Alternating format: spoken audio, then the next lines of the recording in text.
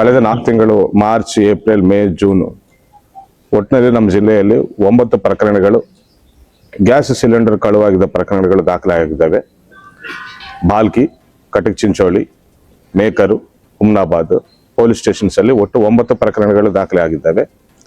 Schools, anganwadi schools ಅಲ್ಲಿ gas cylinders ಕಳ್ಳತನ ಮಾಡ್ತಿರೋ ಪ್ರಕರಣಗಳು ದಾಖಲೆ ಆಗಿದ್ದ ಹಿನ್ನೆಲೆಯಲ್ಲಿ ನಾವು ತನಿಖೆಯನ್ನು ನಡೆಸಿ 4 ಆರೋಪಿಗಳನ್ನು ದಸ್ತಗಿರಿ ಮಾಡಿದ್ದೇವೆ. 4 ಆರೋಪಿಗಳಿಂದ ನಾವು ಒಟ್ಟಿನಲ್ಲಿ 55 ಸಿಲಿಂಡರ್ಗಳನ್ನು ನಾವು ವಶಕ್ಕೆ ಪಡೆದಿದ್ದೇವೆ.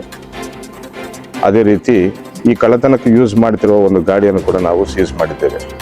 ಒಟ್ಟಿನಲ್ಲಿ 2,75,000 ಸಿಲಿಂಡರ್ ಬೆಲೆ ಬಾಳುವಂಥ ಸಿಲಿಂಡರ್ಗಳನ್ನು ನಾವು ರಿಕವರಿ ಮಾಡಿದ್ದೇವೆ. ಅದೇ ರೀತಿ 4 ಆರೋಪಿಗಳನ್ನು ಅರೆಸ್ಟ್ ಮಾಡಿದ್ದೇವೆ. ಅದರಲ್ಲಿ ಒಬ್ಬ ಆರೋಪಿಗೆ ಈ ಹಿಂದೆ ಕಳ್ಳತನ ಮಾಡಿದ ಕೇಸುಗಳು ಆತನ ಮೇಲೆ ಇವೆ. MOB ಕೂಡ ಇದ್ದಾನಂತ ನಾನು ತಿಳಿಸ್ತಾ ಇದ್ದೆ.